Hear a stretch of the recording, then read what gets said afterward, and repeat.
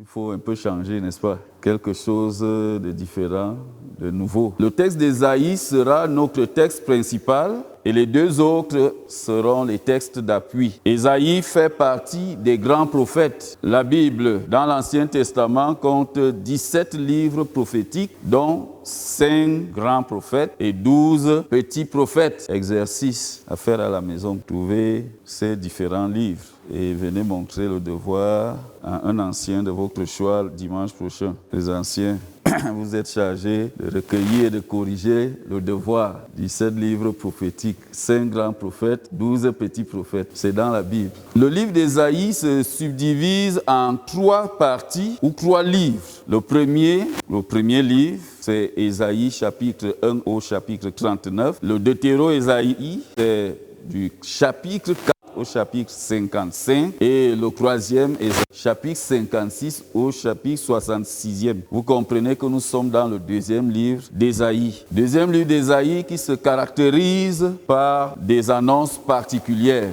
Le livre d'Ésaïe est considéré comme la Bible en miniature. Pourquoi? Parce qu'il compte 66 chapitres. Et la Bible compte 66 livres, d'après les versions protestantes. Vous savez que les versions catholiques ont plus de livres. Et le livre d'Ésaïe est considéré comme l'évangile de l'Ancien Testament. Parce que dans ce livre, on fait tellement allusion, le plus grand nombre de prophéties sur le Messie, sur Jésus, sur sa mort. D'ailleurs, la liturgie tout à l'heure a évoqué une partie du livre d'Ésaïe. Ésaïe exhorte le peuple de Juda à revenir à Dieu et à placer sa confiance en lui seul. Et annonce le salut de Dieu ainsi que le rétablissement de son peuple par le Messie. Dans le deuxième livre d'Ésaïe, plusieurs allusions aux promesses divines de salut, de délivrance se retrouvent. Au chapitre, le peuple vit l'exil babylonien et le Seigneur intervient par une prophétie portée par une promesse d'espérance et d'espoir. Voici, dit-il, je vais faire quelque chose de nouveau. Je vais faire quelque chose de nouveau, car je vais faire du nouveau dans une autre traduction. Et on le voit déjà paraître comme un bourgeon. Vous saurez bien le reconnaître. Bien-aimés, en considérant cette phrase, cette promesse, cette prophétie de l'Éternel, je vous propose comme thème de message de ce matin, à notre endroit, à ton endroit, du nouveau dans ta vie. Dis à ton voisin, du nouveau dans ta vie, du nouveau dans ta vie. Le Seigneur dit qu'il va faire quelque chose de nouveau dans ta vie. Donc si tu sors d'ici ce matin et que tu as oublié tout ce qui a été dit, retiens la prophétie, la promesse de l'Éternel. Quelque chose de nouveau dans ta vie, quelque chose de nouveau dans ma vie. Et saisis-le comme une promesse, comme une grâce, et soupire après cette grâce de l'Éternel. Quand c'est l'Éternel qui fait quelque chose de nouveau, il faut vraiment s'y intéresser, s'y attacher. Et cette nouveauté s'articule autour de 3 points. Premièrement, ce que Dieu a fait. Deuxièmement, ce qu'il va faire. Et troisièmement, la conséquence de ce qu'il va faire. Premièrement, ce que Dieu a fait. Dieu replonge les enfants d'Israël dans leur passé. Face à l'exil, il leur fait revivre son intervention en leur faveur dans la traversée de la mer, autrefois poursuivie par les Égyptiens. Ce que Dieu a fait se résume en ce mot, la délivrance du peuple d'Israël. Autrement dit, Dieu a sauvé Israël de la main de Pharaon. Comment? Le texte évoque 2 actions puissantes de l'Éternel. Premièrement, il a frayé un chemin dans la mer. Il a tracé une route et les Israélites sont passés au milieu de la mer à sec. Ceux qui veulent banaliser cette histoire disent choses telles que c'était une saison où la mer pouvait être traversée à sec. Mais pourquoi les Égyptiens ne l'ont-ils pas traversée? Je vous fais fi des autres élucubrations, de ceux qui prétendent ou qui veulent souvent démontrer que la foi ne relèverait que du mythe, alors que la foi, même si elle peut exploiter des mythes, elle relève des réalités. Il y a des miracles qui se produisent et ceux qui suivent le Seigneur doivent apprendre à croire qu'il y a des choses extraordinaires que Dieu fait et qui dépassent l'entendement de l'être humain. Comment Dieu les livre, deuxièmement, après avoir frayé le chemin, Dieu a exterminé, il a mis hors d'état de nuire les ennemis de son peuple, malgré leur puissance. Les Égyptiens, Pharaon, sa puissante armée, ses chars d'élite, ils ont été mis hors d'état de nuire. Ce genre de paroles, on dit no comment. N'est-ce pas? Dis à ton voisin, no comment. Passons notre chemin. Israël doit donc se rappeler qu'il a une histoire avec Dieu, que la main de Dieu lui a déjà été favorable et ne pas sombrer face aux difficultés actuelles. Toi aussi, bien-aimé, observe dans ta vie les délivrances que Dieu a opérées en ta faveur. Comme le dit si bien le chant, compte les bienfaits de Dieu. Alors, cela te donnera de l'espoir et même de l'espérance. Tu verras que tu n'es pas si triste et si malheureux. Si tu n'es pas marié, tu as au moins un emploi. Si tu n'as pas d'emploi, tu es au moins marié, n'est-ce pas? Chacun a quelque chose dont il peut se réjouir. Cette semaine, on parle tellement de l'autisme, n'est-ce pas? Et je me suis arrêté un instant, je me suis dit, Seigneur, je te rends grâce de n'être pas autiste. Et je te rends grâce de ne pas avoir un enfant autiste. Vous imaginez la souffrance, la peine de ces parents qui accompagnent des enfants autistes? Vous imaginez ce que c'est? Et vous êtes là, vous êtes bien, vous avez des enfants. Et pour vous, ça ne veut rien dire. Dieu n'a rien fait pour vous, n'est-ce pas? Parce que vous êtes issus d'une lignée très parfaite, toujours en bonne santé, ayant les meilleurs gènes au monde et ne pouvant pas faire d'enfant qui ait un problème, n'est-ce pas? Oui, même la science est parfois dépassée. Parce qu'on voit bien, on se demande, qu'est-ce qui s'est passé chez Kankan? Je suis noir, tu es noir. D'où sort Tengengeru? Chose qu'elle ne peut pas expliquer. Pourtant, Dieu, lui, nous fait observer que dans nos vies, il y a sa main, il fait des choses. Et si tu penses que tu es de ceux qui... Ma vie a toujours été sombre, pleine d'amertume, d'échecs, de déceptions. Pasteur, moi je ne vois pas une raison de me réjouir dans ma vie. Je ne vois pas la main de Dieu dans ma vie. C'est possible que vous pensiez cela, n'est-ce pas? Et je te dirais, regarde, observe bien, observe encore très bien s'il n'y a pas un sujet d'action de grâce dans ta vie où tu vois la main de Dieu. Mais si tu persistes, je te dirais, alors Dieu dit aujourd'hui quelque chose de nouveau pour toi, même pour toi qui penses qu'il n'y a rien. C'est ce Dieu qui a délivré Israël autrefois, qui promet du nouveau dans ta vie. Dieu a fait ses preuves en démontrant deux choses au moins. Premièrement, son amour pour Israël. Et sans cesse, dans le texte lu, partout dans Ésaïe, vous verrez, vous entendrez ces paroles. Ésaïe 43 commence d'ailleurs par ces paroles. Je t'ai appelé par ton nom, tu es à moi. Cette relation d'affection, d'amour, d'attachement de Dieu envers son peuple fait que Dieu ne peut pas rester indifférent en ce qui concerne son peuple. Par amour pour son peuple, Dieu agit, Dieu agira. Deuxièmement, sa toute-puissance. Pour les sauver, il faut bien qu'il en soit capable. Et Dieu met au service de ceux qu'il aime sa toute-puissance. C'est ce qu'il a fait avec Israël. Par amour pour Israël, il l'a sauvé et il l'a puissamment délivré de la main des Égyptiens, traversant la mer à pied sec. Un chemin frayé par l'Éternel, le Dieu saint de tout autre. Dieu a donc fait des choses dans la vie d'Israël. C'est un Dieu qui agit. Deuxièmement, ce que Dieu va faire. L'annonce de ce qu'il va faire s'articule en deux points. D'abord, ce que le peuple doit faire pour bien recevoir, pour s'approprier ce que Dieu veut faire de nouveau. Le peuple doit oublier, ignorer, ne plus prendre en compte le passé. Et le texte évoque donc ici deux passés.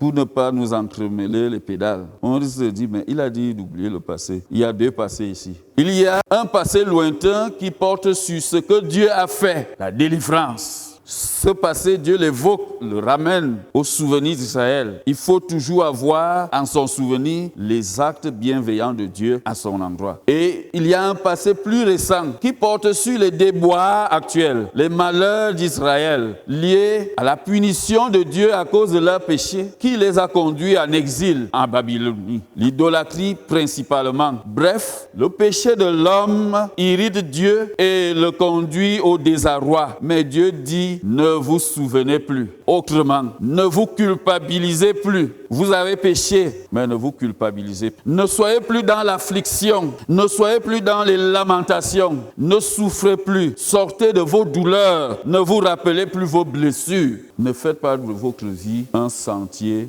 de souvenirs des choses tristes, amères, douloureuses. Votre vie, Dieu ne l'a pas décidé si vous êtes passé par là. Même si vous avez traversé les douleurs les plus profondes, les plus atroces, Dieu vous dit aujourd'hui, halte. Si vous avez au point où vous ne pouvez pas vous pardonner vous-même, vous n'arrivez pas à vous pardonner, Dieu vous dit, halte, ne vous rappelez plus cela. Dieu donne un message d'espoir et d'espérance à son peuple. Il me dit de prophétiser dans ta vie une situation nouvelle, une nouvelle saison de grâce de l'Éternel dans ta vie. Que va-t-il faire? Il dit, il mettra un chemin dans le désert et des fleuves dans la terre aride. Ici encore, il s'agit de chemin. Nous y reviendrons. Dans l'Exode, le chemin est frayé dans les eaux. Ici, le chemin est frayé dans le désert, qui est en effet comme la mer, un étendu à perte de vue où on peut se perdre sans orientation. Dieu promet de guider son peuple, de lui assurer sa direction afin qu'il ne s'égare plus, qu'il ne se perde pas. Nous avons besoin d'un vrai guide dans nos affaires, dans nos familles, dans les décisions importantes de notre vie. Une boussole, un GPS, des signaux qui nous montrent la route. Ah, vous savez, quand une route n'a pas de signaux, la signalisation, comment on l'appelle? C'est horizontale. On n'a pas tracé, matérialisé la route et que vous souffrez, surtout si vous êtes sur l'axe lourd, parce que vous ne savez pas toujours où est la route et pas la route. Et quand en plus les gens arrivent avec leur phare, et de ces jours-ci, les gens ont mis, ils appellent ça des brouillards, des anti-brouillards, ils mettent de ces phares, quand ils braquent ça sur toi, tu ne vois plus rien. Tu as beau faire des gestes pour dire, mais les feux de croisement, rien. Et là, dans la nuit, quand la route, vous avez les lignes continues, les lignes interrompues, vous voyez très bien, vous conduisez plus aisément. Pourtant, sans cela, vous courez le risque d'être... Vous êtes en train d'aller tout droit. Vous pensez que la route va là, alors que la route est en train d'aller à droite. Vous êtes surpris que vous êtes sorti de la route. Il faut quelque chose qui indique la route, qui oriente. Nos vies aussi en ont besoin. Et à quelque niveau que nous soyons, nous avons besoin de la direction divine. Est-ce que vous êtes à un niveau où vous prenez d'importantes décisions pour la nation? Vous avez besoin de la direction divine. Est-ce que vous êtes à un niveau de gestion même de vos familles? Vous êtes jeune, adolescent, femme, mariée, homme. Chacun de nous a besoin d'avoir la direction divine. Ainsi que nous irons là où il faut et que nous arriverons. De plus en plus, dans les deuils, on utilise des indicatrices. N'est-ce pas que cela nous soulage? Mais je me pose souvent la question, comment n'y avons-nous pas pensé avant? Vous voyez même la révélation divine. Elle vient ainsi progressivement. Pour éviter de vous perdre dans ce monde, Dieu est le guide qu'il vous faut. Votre promotion ne passe pas. Et que vous voyez vos efforts négligés, piétinés devant vous alors que vous les avez formés, vous voulez vous perdre. Il faut garder la direction divine. Il y a tellement de circonstances dans la vie qui peuvent nous amener à nous égarer. Quand vous avez pris un mauvais... Si vous vous perdez de nuit en allant en brousse, en voiture, vous avez des problèmes. Si vous allez en Banjok ou en Koteng et que vous prenez la route des champs de canne, plantation de canne à sucre, là-bas, toutes les routes se ressemblent, tous les carrefours se ressemblent. À l'intérieur, j'ai fait ces routes. Quand j'étais pasteur en Nangaïboko, ayant aussi Esse, il fallait partir de Nangapou Esse et il fallait transiter donc par les champs de canne pour ressortir quelque part avant Esse et y arriver. Si vous ne maîtrisez pas la route et que vous perdez à un carrefour, vous allez vous mettre à tourner en rond et la nuit peut vous trouver là. Et les gens se perdent dans le champ de canne sans pouvoir en sortir. Bien-aimés, parfois, il se présente à vous des chemins qui semblent si bien, si beaux, si vous n'êtes pas dirigé par Dieu. Attention. Les fleuves, c'est de l'eau dans un lieu sec et de l'eau en abondance, puisqu'il s'agit de fleuves et cela implique la possibilité de faire de l'agriculture, de l'élevage et d'autres activités aisément, d'étancher sa soif, bref, de produire. Dieu promet ainsi la vie à son peuple et une vie épanouie et prospère. Fini le temps de sécheresse dans ta vie. Fini le temps de la sécheresse financière de tes poches. Hey, personne ne dit avec... personne n'a dit ça. Vous ne voulez pas que la sécheresse de vos poches finisse? Fini le temps de la sécheresse des biens violets. Hein? Ça gratte les mains. Que Dieu fasse que vos mains grattent beaucoup ces jours-ci. Il y en a qui disent que quand la main gratte, c'est qu'ils auront C'est quand ils ont tuqué, heurté leurs pieds contre le cœur. Vous arrive beaucoup ces jours-ci. Bien-aimés, Dieu nous annonce la fin de la sécheresse amoureuse dans nos vies. Fin. D'abord, les gens n'ont pas de problème de sécheresse amoureuse ici. Hein? Il y en a. Ah oui, des douleurs cachées, on souffre seul. Bon, on fait l'effort d'être bien avec les autres, mais on souffre. Dieu définit cette sécheresse de la santé. Dieu apporte du nouveau dans ta vie. Ce que Dieu promet, c'est son secours à son peuple pour son salut et son salut éternel. Bien-aimé, et parce que ce salut arrive donc, chose que le peuple fera. Le peuple racheté, sauvé, délivré, il va devenir un peuple de louange. Non seulement les hommes éternels, mais même tout ce qui est autour loue l'Éternel. Vous voyez, les animaux des champs se mettent à louer l'Éternel, d'après notre texte. Mais les hommes se mettent donc à l'Éternel. C'est le qui s'approprie le pardon divin, sa délivrance, que découle la véritable louange. Chaque fois que nous nous rassemblons ici, si nous n'arrivons pas à louer le Seigneur en profondeur, nous sommes-nous appropriés la délivrance de l'Éternel? Sommes-nous secourus, sauvés, libérés? Bien-aimés, le chemin. Ce mot est revenu dans ce texte. Et le chemin, c'est Jésus. Par lui, Dieu a donné le chemin qui mène au Dieu. C'est grâce à Jésus que le pire des pécheurs, une nouvelle situation. L'homme adultère a expérimenté ce secours divin lorsqu'au lieu de la lapidation, Jésus lui a donné une nouvelle situation en lui disant « Je ne te condamne pas ». Imaginez comment cette parole a retenti dans le cœur de cette femme qui savait qu'elle était morte, finie, perdue. Qui t'a dit que tu es déjà fini? Avec Dieu, il y a de l'espoir. Jésus est venu que nous ne perdions pas l'espoir. Jésus pour nous ouvrir cette porte nouvelle. Jésus est l'auteur des situations nouvelles. Et quand il dit on Paul, on ne centre plus sur ses péchés. Paul lui aussi avait été considéré comme un homme ayant offensé Jésus lui-même en personne. Persécuté, mais il lui a pardonné. Et Paul, désormais délivré, est devenu zélé, sacré, engagé au service du Seigneur. Mais Paul ne s'arrête pas là. Puisque Dieu lui-même, de manière excellente, sauve les siens, ceux qui, de manière excellente, doivent le servir. Paul fait lui l'oublie désormais dans le passé. Ce sont ses exploits. Il dit, oubliant ce qui a été accompli, je fais une chose, je regarde vers le but. Je dois saisir cette grâce excellente céleste que le Seigneur m'a fait. Alors, on ne peut pas s'arrêter en si bon chemin et prétendre qu'on a fait, qu'on a tout fait, qu'on a beaucoup fait. On ne s'arrête pas sur les exploits faits pour le Seigneur. On court vers l'excellence, vers une consécration à Dieu toujours plus poussée, toujours plus grande, toujours plus profonde. Je fais une chose, dit Paul, cours vers le but. Cela engage les chrétiens à une vie qui est complète. Ils savent saisir le salut de l'Église. Ils savent être reconnaissants vis-à-vis de ce salut par la louange. Et leur louange ne s'arrête pas sur les lèvres. Elle engage leur vie à des causes qui honorent l'Éternel. Bien-aimé, Dieu va apporter du nouveau dans ta vie. Crois-le, parce qu'il est crédible. Il t'aime et est tout-puissant pour le faire. Du nouveau pour la paroisse Adna, oui. Bientôt cessera ce temps de lutte et de combat. Du nouveau avec toi aussi dans cette paroisse qui est invité à amener un nouveau chrétien à la paroisse Adna. Je voudrais que chacun se présente désormais, qu'on fasse un bilan mensuel ou trimestriel. Alors, ça, c'est des choses qui engagent. Alors, un des défis de notre paroisse cette année, c'est que chacun amène une personne. Du nouveau dans la paroisse Anna aussi, avec la construction des presbytères, nous nous réjouissons. Hein? On nous a dit que vous dites que nous allons quitter le quartier pour venir à Anna. Alors, construction du complexe presbytère, c'est du nouveau à Anna, n'est-ce pas? Il n'y avait pas ça. Donc, désormais, les presbytères soient dans ce champ du nouveau. Nous aspirons à du nouveau dans notre pays, n'est-ce pas? En ce temps d'incertitude, de peur et d'inquiétude même. Les gens sont inquiets, n'est-ce pas? Mais du nouveau dans ta vie de la part de l'Éternel. Ça, c'est ce que tu dois retenir aujourd'hui.